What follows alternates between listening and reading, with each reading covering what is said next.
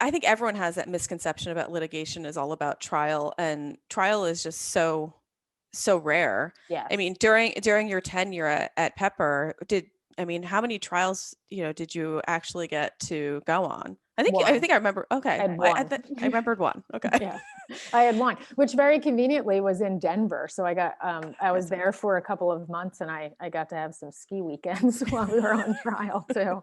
So that was nice. But I had one. I mean, I was there. I did a clerkship while I was there. So I did a secondment in-house while I was there. But, over the span, I was there nearly 10 years, and I had one trial. Yeah. And and while a great experience, I mean, there's nothing to take away from that trial experience. And I think it's something that you need to have, because there's nothing like being in the moment and having to think that quickly and being that organized going in and then adapt as you go. But unfortunately, or frankly, it's not an it doesn't happen very often. It's Yeah. just not something you're going Yeah. to see very often.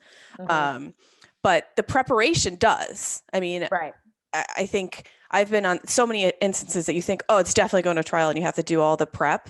And the preparation alone, I think, is something that, really, I think builds on your experience to, anticipate what's going to come. Yeah. And it was really beneficial. That was at the time, I was like a fourth or fifth year associate, so was still really getting, my feet wet and things. And it gave me a framework for what all the building is that you're doing in advance, right? Why are you taking these depositions? Well, because Right. I'm going to mark them up, and we're going to ask the same person on the witness stand questions that we asked them in the deposition, and we're going to be able to use that information in a completely different way. And written discovery, right? So having that, here's Right. the end goal, and you may not always get to it, but when you do, all that prep work is super important. And we'd probably be doing clients a disservice if everything went to trial, because everything's Oh, not intended to go to trial. right. That's just a perfect point though about the prep work, because it kind of just then kind of changes how you approach it. Hmm. And because now you're more geared towards, okay, like what is the real outcome I want from this, and what questions do I need to ask to probe the answers that I'm looking for that are going to help me, not necessarily at trial, but, have an exit out of this case for my client. Yeah. So it's an extremely valuable experience, even albeit a very expensive one. Yes, yes. I mean, that's the one thing that I don't miss about being a practicing attorney is the discovery aspect. I really enjoy motion practice. I love writing motions to dismiss. I really, I didn't mind like writing summary judgment motions. Obviously, trial was a lot of fun, but like that in between with written discovery, interrogatories.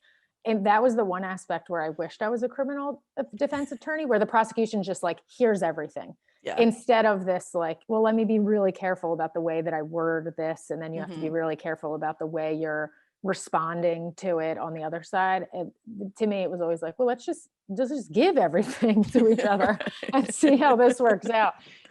Instead of discovery being it's kind of gamified. It's part of the Yeah. the game of things. And that's such a great way to put it, because I always find like discovery, you don't really answer anything. No, You no, you don't just really find out a lot of information. My favorite part of discovery was taking depositions, because then I feel like you could actually get somewhere, as opposed to like how I'm trying to, sit in my office and write out these questions for written interrogatories and thinking about the objections that they're naturally going to put in response to them, yes. instead of just being in front of somebody and getting to ask them those questions. Yeah, and that goes a lot towards too, like your affinity towards public speaking and things like that. Like you read your room, and you Yeah. read your witness, and you can, gauge how you're going to go down the path accordingly. Hmm. Um, I like depositions as much too. I hate written discovery. I find it Yeah. terrible. I was really fortunate. I had a phenomenal partner mentor, who I'm still in touch with to this day. And he very much believed in learning by doing. Hmm. So I got into taking depositions, just being at depositions, watching him, I think a lot earlier than a lot of my other colleagues did, which was really, really beneficial. And we did a lot of different types of cases together. He was on that trial with me. It was a $1 billion class action, but we also did much smaller cases where he would say, like, I want you to run with this. I'm going to supervise, but I want you to run with this. This is your case. How would you think about things? How would you figure it out? And they were the cases that I got to go in and take depositions on too. So that was really nice.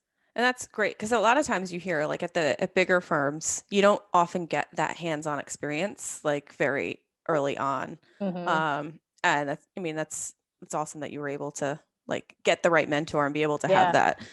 Yeah, he was randomly assigned to me as a summer associate, and he was really involved in the summer associate process as well. And then I stayed with him and asked him to be my mentor when I got to the firm, and that was the way he was taught. You learn by doing. I'm Yeah. not going to learn a lot by watching him take depositions over and over and over again. Eventually, you got to get your feet wet. No, you're going to learn to fall asleep. Yeah. That's what you're going to learn. There's only so much of that you really can do without being involved. Right.